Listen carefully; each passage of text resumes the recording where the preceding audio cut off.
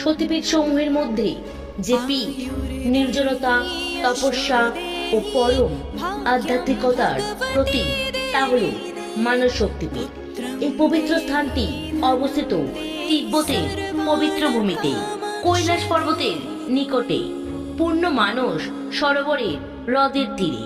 পুরাণ মতে দক্ষ যজ্ঞের পর শিব যখন মাতা সতীর দেহ নিয়ে তাণ্ডব নৃত্য করছিলেন, তখন ভগবান বিষ্ণুর সুদর্শন চক্রে মাতা সতীর দেহ খণ্ডিত হলে এই স্থানে পতিত হয় দেবীর ডান হাত।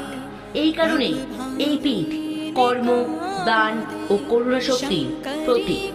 এখানে দেবী পূজিতা হন দাক্ষায়ণী বা মানস রূপে এবং ভগবান শিব পূজিত হন অমর ভৈরব রূপে। এই শক্তিপীঠের বিশেষত্ব হলো এখানে কোনো নির্মিত মন্দির নেই। প্রকৃতির মাঝেই এক বিশাল পাথর ও পবিত্র ভূমি দেবীর আসন হিসেবে পূজিত হয়। হিমালয়ের নীরবতা, স্বচ্ছ মানস সরোবরের জল ও কৈলাসের মহিমা মিলিয়ে এই স্থান হয়ে উঠেছে অতুলনীয় তীর্থক্ষেত্র। বিশ্বাস করা হয় মানস শক্তিপীঠে প্রার্থনায় ভক্তের মন হয় নির্মল এবং আত্মা সংযুক্ত হয় উচ্চতম চেতনার সাথে। কমেন্টে অবশ্যই লিখবে জয় মা দাক্ষায়ণী।